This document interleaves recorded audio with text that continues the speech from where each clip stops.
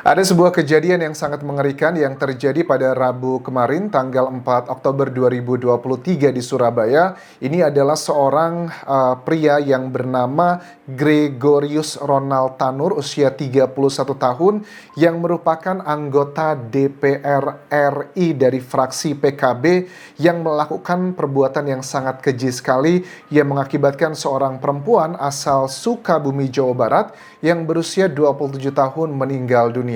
Ini videonya viral, teman-teman. Kenapa video itu bisa viral? Karena si pelaku sendiri, Gregorius, aduh susah banget namanya, ini merekam kejadian setelah dia melakukan perbuatan keji tersebut dan kemudian diviralkan oleh dia sendiri. Ini orang kayaknya psikopat ya. Sebenarnya bagaimana kronologinya, apa yang terjadi, motifnya apa, terus juga hukumannya seperti apa.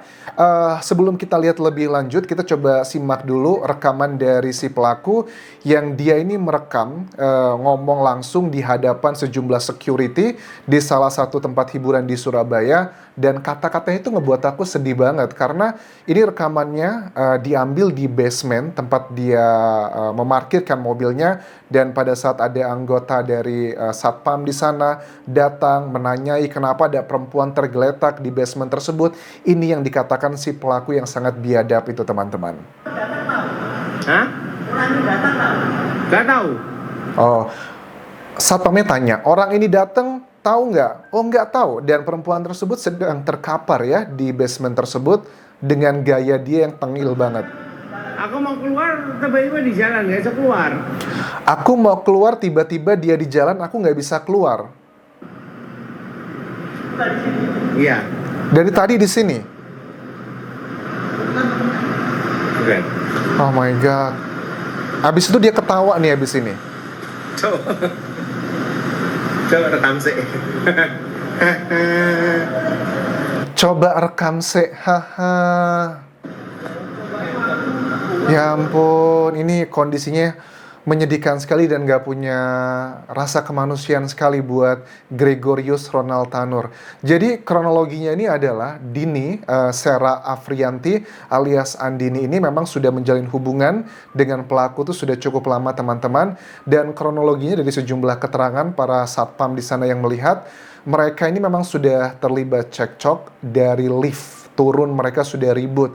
Bahkan pada saat si pelaku itu membawa sebuah botol minuman keras, itu sempat dihantamkan ke perempuan tersebut.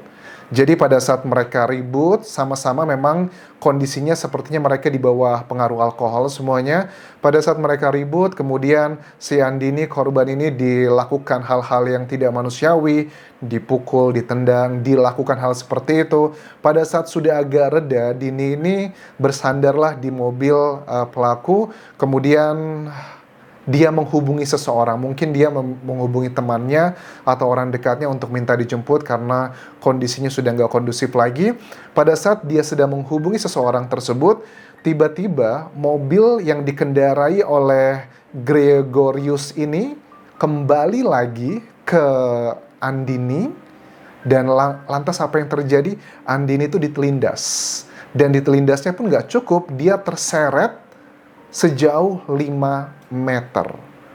Gila banget nggak? Dan kalian tahu video yang beredar juga pada saat dia sudah terseret 5 meter seperti itu ya, pertama seperti tadi kalian lihat, dia ketawa. Dia ngerasa bahwa itu bukan manusia, kayak anak ayam sepertinya bagi dia.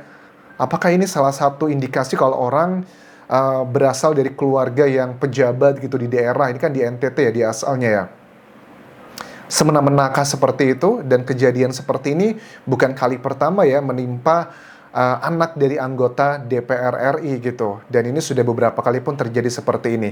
Pada saat sudah selesai kejadian tersebut, terseret dan gak sadarkan diri perempuan tersebut, ya lantas yang membuat aku semakin miris adalah ada adegan di mana si pelaku ini meminta tolong dari anggota satpam tersebut untuk memasukkan ke mobil. Dan dia nangis, teriak kayak orang gila, nangis, ya nggak, waduh kenapa ini, jangan direkam dan sebagainya. Ada kata-kata yang nggak bisa aku tampilkan di sini dan videonya juga menyedihkan sekali. Pada saat sudah dimasukkan ke mobil tersebut, kalian tahu ternyata si Ronald Tanur atau Gregorius Ronald Tanur ini tidak membawanya ke rumah sakit. Tapi Andini ini dibawanya ke apartemennya terlebih dulu. Setelah sampai di apartemen, ada saksi yang melihat, satpam juga membantu, Andini itu dibawa ke dalam dibawa dari apartemennya menuju ke mobilnya, sudah sampai di sana, itu dengan kursi roda. Dan baru dibawa ke rumah sakit, dan di rumah sakit dinyatakan sudah meninggal dunia. Artinya apa? Ini orang psikopat banget ya, sudah melakukan, itu bonyok banget. Kalau kalian lihat videonya itu udah hancur banget, mukanya, badannya, semuanya tuh udah menyedihkan sekali. Bahkan aku lihat tadi hasil dari otopsi ya sudah keluar, dan korban pun sudah dimakamkan di Sukabumi, dan korban ini juga sudah memiliki anak ya, usianya 12 tahun. Pada saat ada data otopsi ditunjukkan bahwa ada luka pendarahan di bagian kepalanya yang dekat leher, kemudian perutnya, kemudian tulang rusuk, kemudian banyak sekali area vitalnya terutama di dada itu juga yang sudah tidak dalam kondisi yang baik lagi. Itu menunjukkan penganiayaannya itu penganiayaan yang luar biasa parah sampai meninggal dunia. Diketahui juga menurut dari ketua RT di mana Dini Sera Afrianti ini berasal di daerah Sukabumi, Dini memang sudah sekitar 11 tahun tidak pulang ke kampung halamannya, dan menyedihkan pada saat pulang ke kampung halamannya sudah dalam kondisi tidak bernyawa. Nah, dari pelaku Ronald Tanur ini yang usianya 31 tahun, ada beberapa catatan mengenai sekolah dia. Dia 2 kali kuliah itu tidak lulus ya, mengundurkan diri. Yang pertama di STIEU, dan kedua adalah di Universitas Kristen Petra dengan jurusan ilmu komunikasi, dan semuanya tidak lulus. Kayaknya memang tipikal orang seperti ini tidak bisa berkomitmen ya, tidak bisa berkomitmen ya. Aku tidak bisa judgmental, tapi bisa menjadi salah satu faktor. Kalau untuk ngurusin kuliah aja 2 kali berturut-turut dia mengundurkan diri, artinya dia nggak bisa memegang komitmen. Begitupun juga sama, kenapa kok dia bisa melakukan seperti itu? Ada beberapa dugaan motif teman-teman, yang dikatakan bahwa pacarnya ini begitu posesif dan cemburuan dengan kekasihnya. Ada hal kecil aja itu bisa memicu dia. Ya, maksudnya ini juga menjadi awareness ya buat perempuan ataupun juga laki-laki dimanapun kalian berada, karena bisa melakukan seperti ini sekarang nggak cuma didominasi oleh laki-laki, perempuan pun juga bisa melakukan kekerasan seperti itu. Kalau kalian punya pasangan yang sedikit-sedikit main tangan, sedikit-sedikit menghancurkan rumah dan sebagainya, itu udah indikasi bahwa kalian harus keluar dari hubungan yang toksik tersebut. Ya, aku melihat kayak patternnya ya. Awalnya dia begitu brutal, begitu kasar sekali, sampai akhirnya membunuh. Tapi tiba-tiba ada bagian video yang dia menunjukkan dia menangis pada saat pacarnya itu dimasukkan ke dalam mobil. Itu adalah indikasi orang yang psikopat banget ya, sosiopat atau psikopat. Antara dua hal itu yang menurut aku nggak bisa dipungkiri ini terjadi ke Ronald Tanur, teman-teman. Hukumannya juga bagi aku pribadi cukup nggak fair ya. Karena kalau aku lihat dari pasalnya ini, pasal yang dikenakan adalah pasal 351 atau 359 KUHP, penganiayaan yang menyebabkan kematian atau luka berat. Kalau penganiayaan menyebabkan luka berat itu kan maksimal 2 tahun penjara. Kalau penganiayaan mengakibatkan kematian itu maksimal hanya 5 tahun penjara. Dengan profil dari si pelaku yang merupakan anak anggota DPR, otomatis dia punya ekonomi yang relatif mungkin di atas rata-rata. Kayaknya kalau di Indonesia ya, aku agak skeptis dengan berbagai macam remisi gitu. Mungkin 5 tahun penjara, remisi tiap tahun, dapat remisi apa aja? Remisi Idul Fitri, remisi Natal, remisi 17-an, itu paling hanya 50% dari waktu yang dijalani pun sudah lulus sekali. Tapi bagaimana dengan Andininya sudah meninggal dunia? Bagaimana dengan anak usia 12 tahun yang harus dia biayai juga?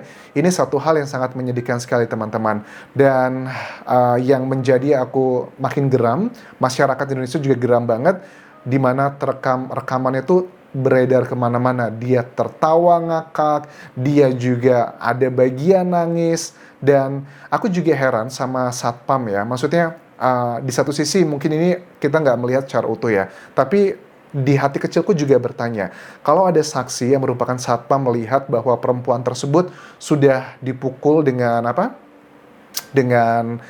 botol miras, kenapa nggak langsung diselamatkan ya teman-teman? Ini juga unik nih ya. Kalau di negara-negara maju kita melihat seseorang gitu dilakukan hal seperti itu, dipukul, diapakan, itu langsung datang, langsung dipisahkan agar tidak terjadi hal yang lebih parah. Ini juga salah satu hal yang membuat aku bertanya-tanya, para satpam ini hanya melihat begitu aja kah? Tidak adakah reaksi untuk menyelamatkan perempuan yang sedang dirundung seperti itu? Ini membuat aku juga sebagai ya mengingatkan lagi untuk masyarakat Indonesia, kalau kalian melihat perempuan dianiaya atau mungkin dipukul, ditempeleng atau dilakukan hal seperti itu, jangan dibiarkan, jangan dimaklumi saja, tapi dipisahkan atau kalau perlu langsung dipanggil polisi. Karena kalau dibiarkan seperti ini nggak cuma kejadian pertama 2 kali yang aku tahu ya di Indonesia ataupun juga di luar negeri. Karena dibiarkan begitu aja, tidak ada yang melerai atau mengambil langkah dilaporkan ke polisi, ya efeknya adalah salah satunya seperti ini. Si laki-lakinya itu hilaf, kalau sudah emosi, gila, ditabrak, diseret sampai 5 meter, ya wajar aja orang langsung meninggal dunia seperti itu. Kalau seandainya ini sudah ada langkah preventif ya, seperti yang dilakukan, yang aku sebutkan tadi, ini hal seperti ini sepertinya tidak akan terjadi teman-teman.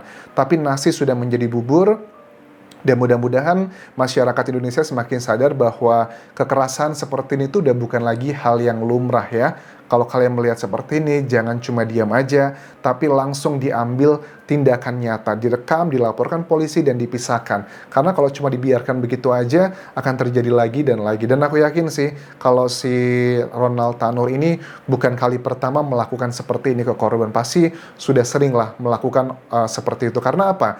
Di tempat umum aja dia berani seperti itu.